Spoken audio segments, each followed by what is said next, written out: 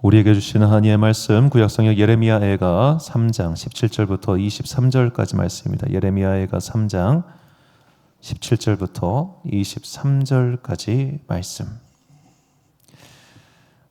저와 함께 한 절씩 앞에 화면 나와 있는데요. 화면 보시고 한 절씩 교독하시겠습니다. 주께서 내 심령이 평강에서 멀리 떠나게 하시니 내가 복을 내어 버렸으며 스스로 이르기를 나의 힘과 여호와께 대한 내 소망이 끊어졌다 하였도다. 내 고초와 재난 곧 쑥과 담즙을 기억하소서. 내 마음이 그것을 기억하고 내가 낙심이 되오나 이것을 내가 내 마음에 담아 두었더니 그것이 오히려 나의 소망이 되었사옴은 여호와의 인자와 긍휼이 무궁하심으로 우리가 진멸되지 아니함이니이다. 23절 함께 읽습니다.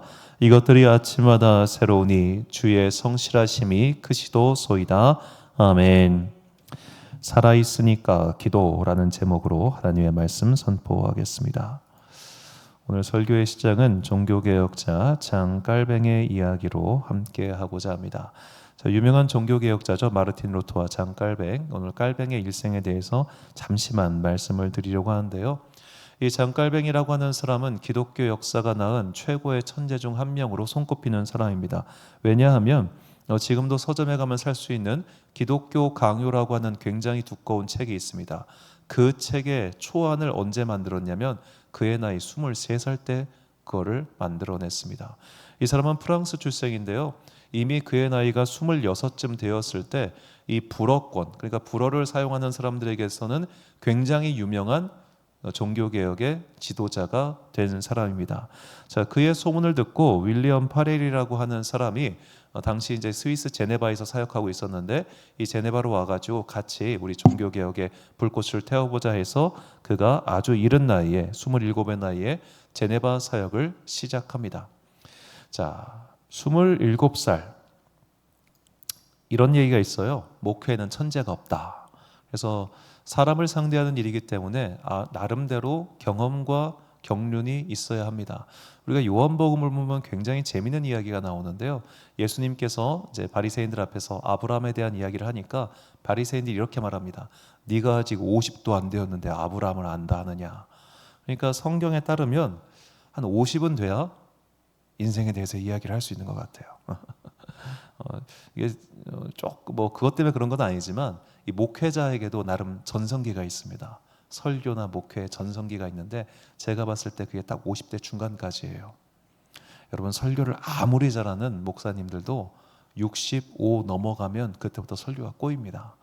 제가 우리나라에서 정말 설교 제일 잘하는 목사님 한 분을 알고 있는데 그분이 이제 49년생이신데 은퇴하셨어요.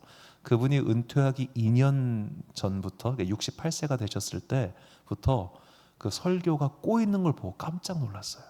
제가 그분 설교를 40대 때부터 들었으니까 그분 40대 때 한 10몇 년 동안 설교를 계속 들었는데 야 저렇게 설교 잘하는 사람도 70에 가까우니까 이게 안 되는구나. 목회자는 그냥 쓰임받을 수 있을 때 열심히 쓰임받는 게 중요하지. 하여튼 너무 이른 나이에 이 사람이 목회를 해서 깔뱅이 실패를 해요. 제네바 목회 사역을. 왜냐하면 젊으니까 타협이 없었어요. 젊으니까 사람에 대한 이해가 떨어졌어요. 그리고 무엇보다 이 당시 스위스 사람들은 스위스가 그 알프스라고 하는 그 산백에 사는 사람들이지 않습니까? 지금이야 지들이 뭐 시계 만들고 뭐 한다고 막 고급 떨지. 그땐 야만인들이었어요 완전히. 지금이야 뭐 스위tzer랜드 시계 때문에 막 이렇게 돈 있는 척하지만 그러니까 참 우리가 유럽에 대해서 별로 꿀릴 게 없는 게 걔네들 18세기까지 우리보다 다 야만인들이었어요. 자 그렇게 이제 막 산악에 살고 있는 거친 사람들이었단 말이에요. 그러니까 이 깔뱅의 말을 들을 리가 없어요. 1년 얼마에 쫓아내 버립니다. 자 그래서 깔뱅이 이 제네바를 떠나서 오늘날 프랑스의 동쪽에 있는 스트라스부르라고 하는 그 마을에 가서 거기서 목회를 하게 됩니다. 자 그런데 이 스트라스부르 사역에서 깔뱅은 인생에서 가장 행복한 시간을 보내게 돼요. 그러니까 29부터 32살까지 여기 있었는데 여기서 그가 이제 결혼을 합니다. 결혼을 해가지고 행복하게 살았어요. 그러니까 자기 인생에서 가장 평안하고 행복했던 29살부터 32살까지의 시간이었습니다. 자, 이렇게 행복하게 살고 있었던 깔뱅에게 아주 비극적인 소식이 들립니다. 그 비극적인 소식이 뭐였냐면 제네바에서 다시 불러요. 야, 다시 와줘. 우리가 잘못했어. 미안해. 불러요. 그 부르는 소식을 듣고 깔뱅은 그의 일기에 따르면은 심장이 멎을 것 같은 아주 요즘으로 치면 극심한 공황장애에 시달리게 됩니다. 교인들한테 얼마나 시달렸으면 그때 일을 떠오르는 것만 해도 자기가 손에서 머리에서 땀이 났대요. 일기장에 그렇게 적혀 있어요. 그 정도로 힘들었고 괴로운 순간이 막 오는 거예요. 그럼 우리 같은 사람들이 그냥 야, 안 가면 되지. 그걸 뭐 가려고 그래. 이렇게 생각할 거 아니에요? 그런데 이 깔뱅은 진짜 목사예요. 아주 훌륭한 목회자였기 때문에 자, 좋은 도시에서 목회하면 이제 그러니까 제네바는 그 당시에 지금 깔뱅에 있는 스트라스부르에 비하면 완전 깡촌이에요. 깡촌. 자, 깡촌에서 목회를 했어요. 근데 목회를 실패한 거예요. 그리고 좋은 기회를 타서 대도시에서 큰 교회, 그 당시 깔뱅이 목회했던 교회가 500명 나오던 교회였대요. 큰 교회에서 담임 목사 하니까 편한 거잖아요. 그렇죠? 자, 젊었을 때 고생했는데 실패했어요. 조금 들어서 그 다음에 좋은 기회에서 평안해졌어요. 그러면 이 과거의 실패에 대한 미안한 마음이 생겨요. 내가 목사로서 저 시골을 버리고 도시를 택했나? 지금 저 시골에 있는 교회가 어렵다고 나한테 콜링을 하는데 내가 이거를 거부하면은 내가 혹시 사꾼인가? 이런 마음이 있다고요. 실제로 이제 그 선배 목사님들 중에서도 이제 시골에서 담임 목회 하시다가 도시에서 부르면은 가시는 분들 계시잖아요. 그러면 평생 그거에 대한 약간 부채의식 이런 걸 갖고 계세요. 내가 그때 그 시골의 권사님들 버리고 간 거 아닌가, 막 양심에 아주 어려운 그런 걸 가지고 계신 많아요. 자, 그런 식으로 깔뱅이 고민을 한 거예요. 진짜 가기 싫은데 이 목회자의 양심대 이거 가야 되나 말아야 되나 한 달을 고민한 끝에 그가 이런 기도문을 남기고 떠납니다. 자, 그러나 제 자신의 주인이 제가 아님을 알기 때문에 저는 제 심장을 도려내어 희생제물로 주님께 바칩니다. 내 심장을 도려내어 희생제물로 주님께 바칩니다. 이게 깔뱅 대학의 문구이기도 하고요. 이게 깔뱅의 문구입니다. 내 심장을 주님께 바쳤다는 거예요. 자, 내 심장을 주님께 바치는 마음으로 그 시골로 좋은 대도시 목회 내려놓고 시골로 다시 가서 거기서 시작을 합니다. 자, 그러면 이제 우리 이런 상상을 해보죠. 내가 결단을 했어요. 그래, 내가 주를 위해서 다시 한번 시골로 내려가서 고생하고 헌신하고 결단하고 오케이 하겠다 하면은 우리 마음속에 어떤 기대가 있겠습니까? 좋은 일이 생겨야죠. 그렇죠? 내가 이렇게까지 주를 위해 헌신하는데 내가 도시를 버리고 예를 들어 지금 저보고 여기 굉장히 좋잖아요. 우리 동네 코스트코도 가까이고 굉장히 좋은 동네란 말이에요. 여기를 버리고 저쪽 내가 지역 폄하하는 거 절대 아니에요. 저쪽으로 멀리 가라고 하면은 나도 힘들어요. 저도 도시가 좋아요. 화려한 도시를 그리며 찾아왔는데 여기 버려 저 시골로 가라고 하면 내 마음이 어렵죠. 어렵겠지. 자, 그렇게 갔으면은 좋은 일이 일어나야 될 거 아닙니까? 자, 이때부터 깔뱅의 진짜 고난이 시작돼요. 자, 두 번째로 제네바로 갔고 이제 깔뱅은 거기서 죽게 됩니다. 자, 그가 간 이후에 어떤 일들이 벌어지냐?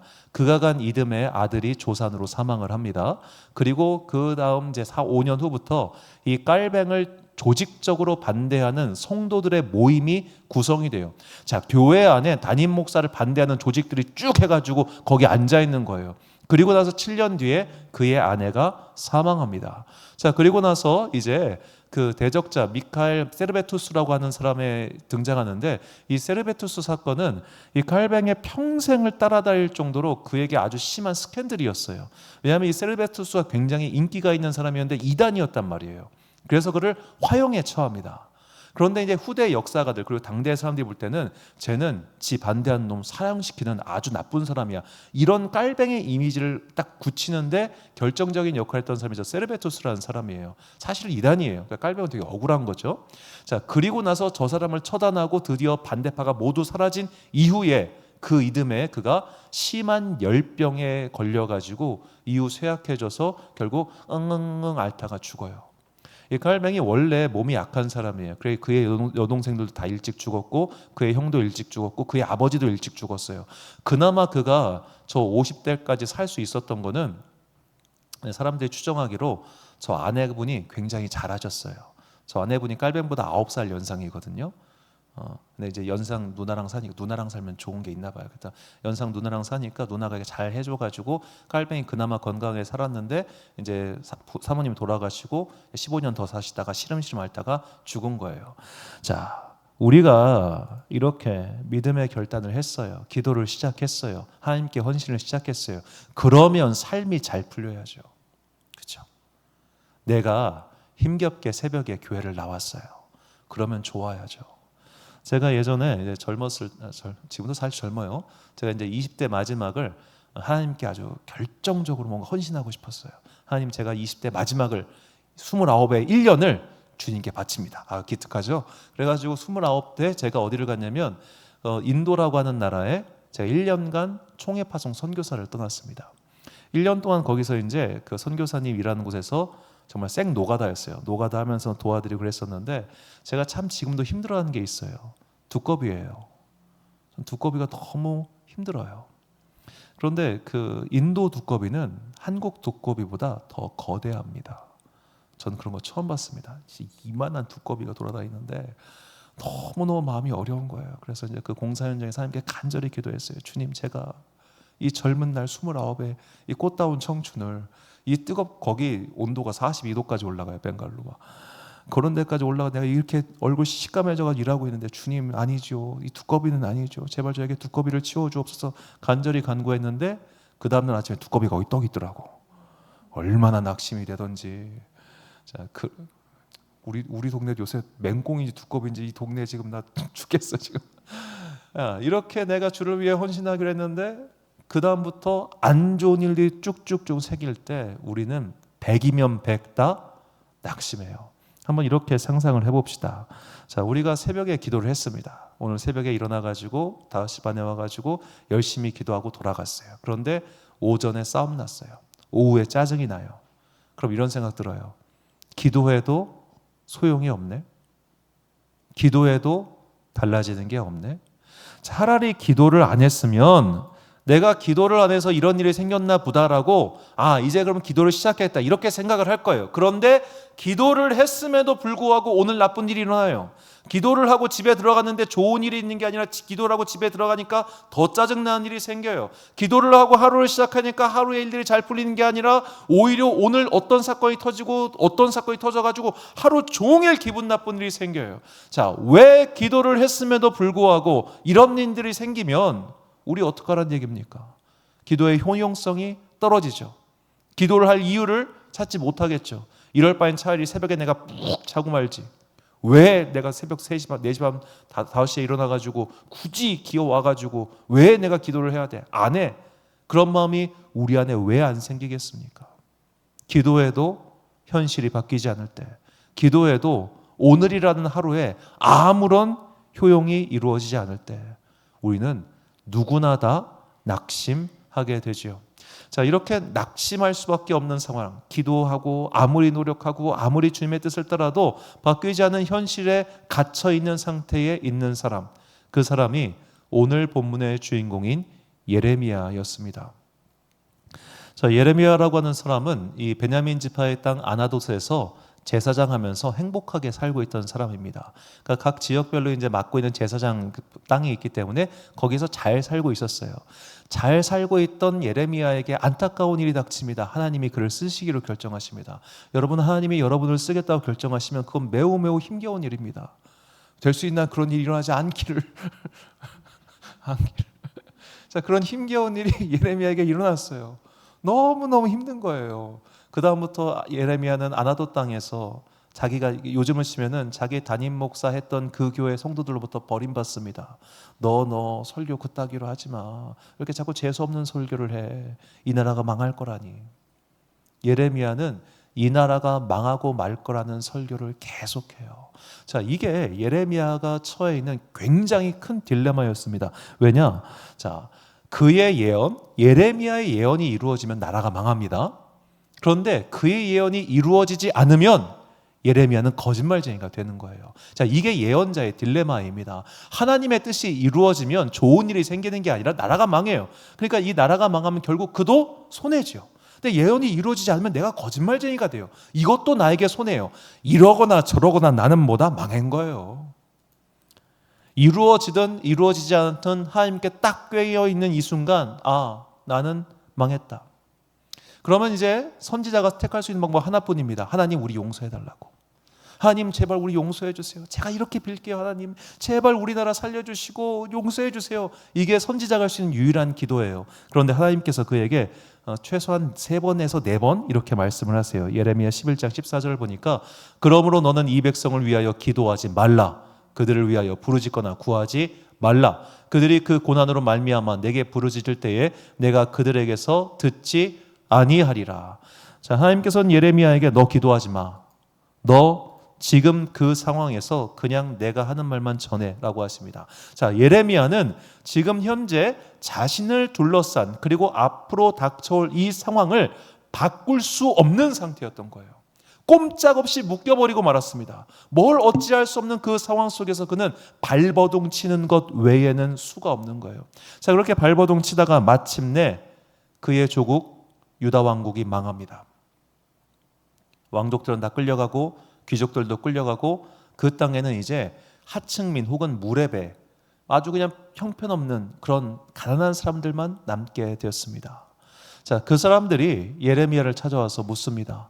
우리 앞으로 어떻게 해요, 선생님? 예언자님 기도해 주세요. 예언자님이 하는 대로 우리 따라 할게요. 자, 그렇게 얘기를 합니다. 예레미야 42장 1절부터 3절을 보니까요, 이에 모든 군대의 지휘관과 가레의 아들 요하난과 호세의 아들 여샤냐와 백성의 낮은 자로부터 높은 자까지 다 나와, 이 사람들 이름 기억하세요.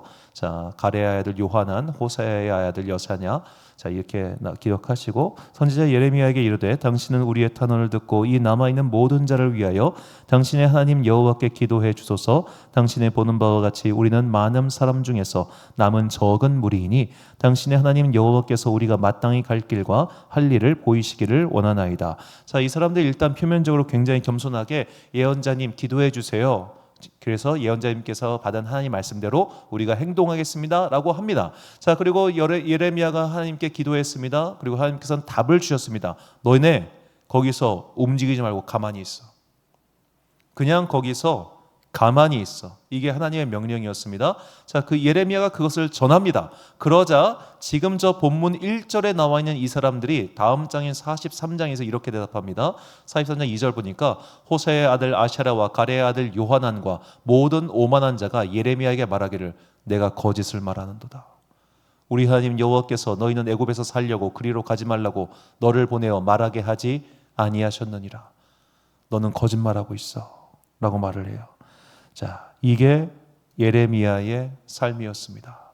자, 그가 부름받고 그의 인생 끝나는 그 순간까지 그는 변하지 않는 상황, 그리고 변할 수 없는 상황, 하나님께서 정해놓으신 마치 운명과도 같은 거대한 벽에서 살았습니다. 얼마나 힘들었을까요? 그래서 예레미야의 별명이 눈물의 선지자인 겁니다. 뭘 어찌할 수가 없는 거예요. 뭘 어찌할 수가 없어요. 내가 주님께 부름받아 가지고 이제 제대로 하나님의 사람으로 사는데 그때부터 고난 시작이에요. 심지어 같이 있던 형제 자매들이 그를 외면하고 죽이려고 하고 감옥에 갇히고 누구한테 얻어맞고 그냥 힘겨운 삶을 살았어요. 자, 그리고 나서 그 앞에 펼쳐진 것은 이제 완전히 폐허가 돼버린 내 고향 땅, 그리고 나를 싫어하는 사람들. 자, 그 상황에서 그가 지은 기도의 곡조가 예레미야 애가입니다. 자, 애가 오늘 본문에서 그가 이렇게 말을 하죠. 17절과 18절 보니까 주께서 내 심령이 평강에서 멀리 떠나게 하시니 내가 복을 내어 버렸으며 스스로 이르기를 나의 힘과 여호와께 대한 내 소망이 끊어졌다 하도다. 아멘. 여호와께 대한 내 소망이 끊어졌다. 자, 이것을 우리의 삶에 적용해 봅시다. 기도해도 바뀌지 않더라. 믿음 생활에도 바뀌지 않더라. 하나님, 내가 진짜 뼈 빠지게 새벽에 새벽 기도하고 우거지게 일어나가지고 출근해가지고 일을 시작했는데 그 녀석 때문에 오늘 하루 열심히 일했는데 저 녀석 때문에 오늘 하루 제가 지금 여기서 험한 소리 못 해가지고 이렇게 하는 건지 아세요? 그런 일들이 삶 속에서 벌어질 때 얼마나 낙심되는데요. 얼마나. 내가 이렇게까지 하는데도 하나님 이러신다고요? 나한테 너무하신 거 아니에요? 그런 생각 들지 않겠습니까? 예레미야가 이런 생각 들었는데, 자, 우리가 중요한 것은 그는 어떻게 이 상황에서 벗어났는가예요. 기도해도 바뀌지 않는 상황에서 예레미야는 그 절망에서 어떻게 벗어났을까요? 오늘 보면 21절에서 23절을 보니까 그가 말합니다. 이것을 내가 내 마음에 담아 두었더니 그것이 오히려 나의 소망이 되었사오면 여호와의 인자와 긍휼이 무궁하심으로 우리가 진멸되지 아니함이니이다. 이것들이 아침마다 새로우니 주의 성실하심이 크시도소이다. 아멘. 이게 뭔 말이냐? 망한 줄 알았어요. 다 망했어요. 실제로 망했어요. 근데 한 가지 망하지 않은 게 있더라는 거예요. 뭐냐? 나 안 죽었네요. 나 안 죽었네? 내가 살아있네? 아직 나의 생명이 있구나. 다 망했어요. 아무것도 없지만 그래, 내 생명이 남아있기 때문에 이게 나의 소망이다라는 거예요. 내가 아직 살아있기 때문에. 그래, 살아만 있으면 뭐 할 수 있잖아. 살아만 있으면 기회가 올 거야. 살아만 있으면 포기하면 안 돼. 이 마음을 가지고 그가 살아있다는 것 자체가 그의 소망이 된 거예요. 환경이 바뀌어서 소망이 된 게 아니라, 갑자기 무언가 생겨서 소망이 된 게 아니라, 내가 살아있기 때문에 그것 자체가 그의 소망이 되었다고 예레미야가 말을 합니다. 말씀을 준비하면서 정말 옛날 영화인데 바람과 함께 사라지다라는 그 영화가 생각이 났습니다. 진짜 옛날 영화죠. 추억의 영화. 비비안 리 예뻤어요. 자, 이 영화 맨 마지막에 스칼렛 오하라가 뭐라고 합니까? 내일은 내일의 태양이 뜰 거야. 자, 저도 워낙 어렸을 때 본 영화라서 오래된 영화기도 해서 내용이 다 나진 않지만, 이게 남북 전쟁 배경이잖아요. 다 집 불타고 다 사라지고 막 그런 모든 것을 잃어버린 상황 속에서도 아니야. 이게 포기하지 않는 저 불굴의 여인의 명대사. 내일은 내일의 태양이 뜰 거야. 아무것도 없지만 생명이 있으니까 다시 살겠다는 거죠. 예전에 이제 다니엘 기도회라고 이제 11월마다 하는 기도회가 있는데, 그때 기도회 간사로 나오신 한정원 교사라는 분이 계십니다. 자, 이분이 체육 선생님인데 교통사고를 당해서 한쪽 다리를 절단하게 됩니다. 자, 한쪽 다리를 절단을 한 상태에서 이분이 기도를 시작합니다. 주님, 다리가 하루에 1mm씩 자라게 해주세요. 1mm씩 자라게 해주세요. 마치 도마뱀이 자기가 이걸 말할 때 도마뱀 기도라고, 자라게 해주세요. 다리가 잘린 이 현실이 아니게 해주세요. 자라나게 해주세요. 자라요 그게? 안 자라지. 다리는 자라지 않았어요. 너무나 당연하게 의족을 차고 움직이면서 다시 운동을 시작합니다. 저분이 의족 골퍼예요. 의족 골퍼. 다리를 끼우고 골프를 치는, 그러니까 본인의 삶으로 희망을 노래하고 싶었던 거예요. 왜? 나는 살아있으니까. 다리가 잘렸을 때 얼마나 많은 생각이 들었겠습니까? 아프기도 아프지만 그 상실감과 절망감을 어떻게 우리가 표현할 수 있겠어요? 근데 기도하는 거예요. 왜? 살아있으니까. 우리가 살아있으면 기도해야 하는 겁니다. 살아있으면 포기해서는 안 되는 것이죠. 본문 24절부터 26절까지 말씀을 보니까, 내 심령에 이르기를 여호와는 나의 기업이시니 그러므로 내가 그를 바라리라 하도다. 기다리는 자들에게나 구하는 영혼들에게라 여호와는 선하시도다.